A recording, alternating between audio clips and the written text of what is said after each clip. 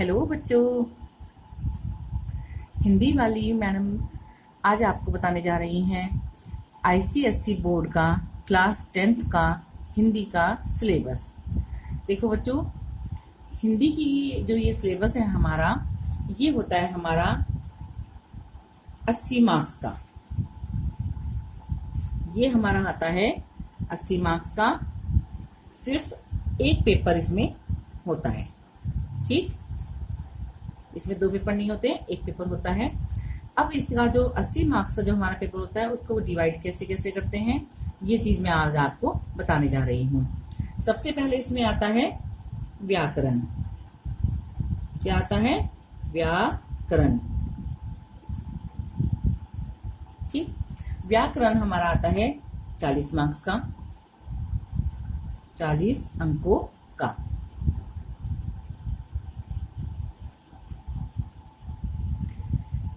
सबसे पहले नंबर 1 पर प्रश्न आता है निबंध।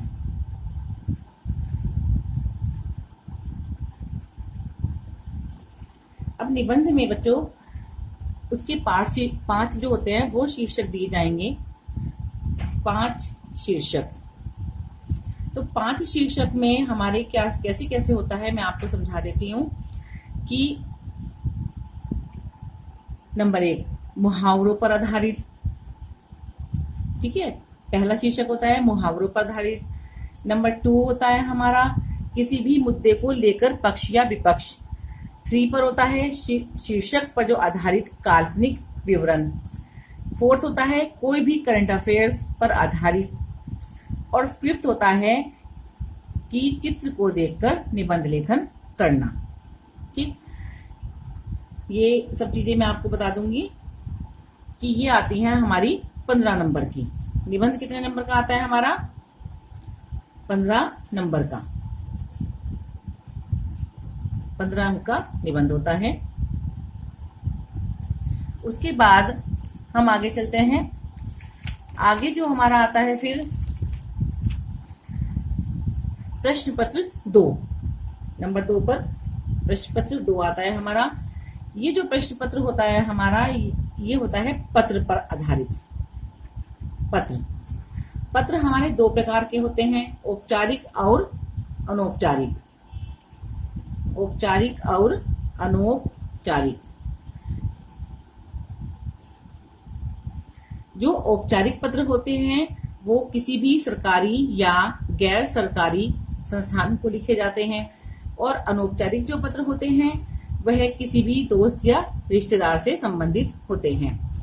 अब ये जो हमारा पत्र आता है ये आता है 7 अंक का। ये पत्र कितने का आता है? 7 अंक का।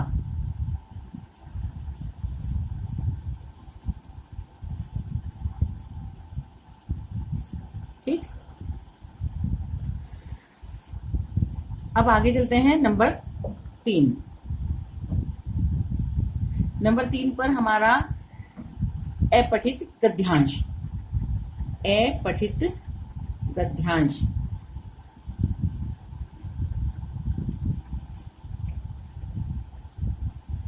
अपठित गद्यांश हमारा आता है 10 अंकों का। 10 अंक। इसमें कोई भी आपको 200 से 250 तक के वर्ड आपको दे देते हैं। उसमें आपको क्या होता है कि आपको एक स्टेंजा दे दिया, उस स्टेंजा से ही आपके 5 प्रश्न या 6 प्रश्न वो किसी भी प्रकार से दे सकते हैं। उसी तरह से 10 अंकों का डिवाइडेशन हो जाया करता है, ठीक। अब हम आगे चलते हैं नंबर 4 पर। नंबर 4 आपका आ जाता है कि जितना भी हमारा व्याकरण का पार्ट है, व्याकरण में वो आपको आएगा 8 अंक का, जिसमें आपके विलोम, पर्यायवाची, एकार्थ, अनेकार्थ या संज्ञा, सर्वनाम, मुहावरे सभी कुछ आपके इसके अंतर्गत आ जाते हैं। तो ये स्कोरिंग करने के लिए हमें व्याकरण का आना 8 नंबर हमें अगर चाहिए तो व्याकरण हमें हिंदी की पूरी आनी चाहिए, जो नेक्स्ट सेशंस में मैं आपको धीरे धीरे करके समझाती रहूंगी। फिर हमारा बचता है 40 मार्क्स का पेपर, ठीक है। अब 40 मार्क्स को कैसे डिवाइड करते हैं वो मैं आपको बता रही हूँ। देखो बेटे, 40 नंबर का आता है हमारा, ये हो गया हमारा खंड क, और ये आ गया हमारा खंड ख। तो काव्य और कहानी,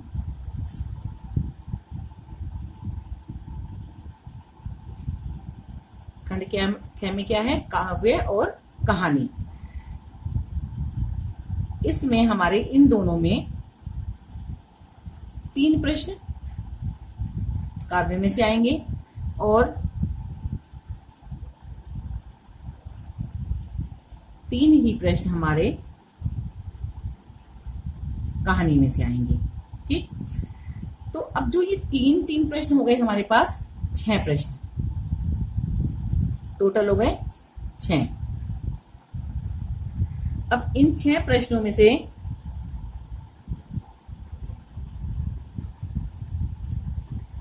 हमें करने हैं 4 प्रश्न। 4 प्रश्न करने हैं। अब आप क्या कर सकते हैं कि जैसे 3 प्रश्न काव्य से और 1 प्रश्न कहानी से ले सकते हैं, या फिर 2 प्रश्न काव्य से और 2 प्रश्न कहानी से ले सकते हैं, या 1 प्रश्न काव्य से और 3 प्रश्न कहानी से भी ले सकते हैं।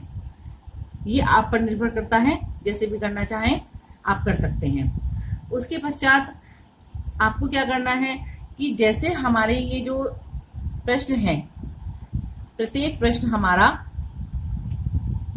होगा 10 मार्क्स का, 10 अंक का प्रश्न होगा प्रत्येक प्रश्न, 10 अंक का। ठीक है,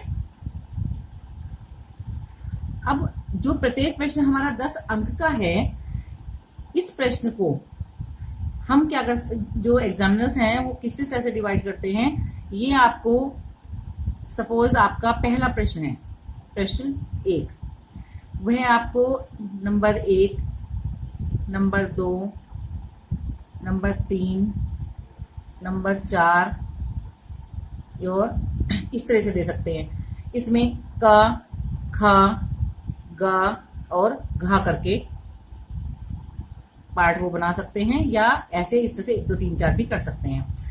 तो ऐसे करने पर नंबर कैसे डिवाइड करेंगे, जैसे उन्होंने अगर दिया है प्रश्न पत्र प्रश्न 1, सॉरी प्रश्न पत्र नहीं, प्रश्न 1, प्रश्न 1 दिया, 1 के बाद क, ये प्रश्न हो गया, ख ये प्रश्न हो गया, ग ये प्रश्न हो गया, और घ ये प्रश्न हो गया। तो आपको वो 2 नंबर का, 2 नंबर का, 3 नंबर का और 3 नंबर का, 2 और 2 4, 3 और 3 6, 6 और 4 10 बराबर 10 मार्क्स का। तो इस प्रकार से हमारे ये नंबर, वे नंबर ऐसे भी हो सकते हैं कि क और ख और ग 3 तरह से भी बांट सकते हैं, 3 3 और 4 नंबरों के आधार पर। ठीक है बच्चों, आपको ये समझ में आ गया होगा कि 80 नंबर को आपके कैसे डिवाइड करना है और स्कोरिंग कैसे करनी है, नंबर कैसे प्राप्त करने हैं, ये मैं आपको नेक्स्ट वीडियो में बताती रहूंगी। अलग अलग चैप्टर्स हम अब स्टार्ट करेंगे, एक एक चैप्टर आपके सामने आता रहेगा सिलेबस के अकॉर्डिंग, और उसी तरीके से हम इसकी तैयारी करते चले जाएंगे जिससे आपके नंबर अच्छे आ सकें। धन्यवाद।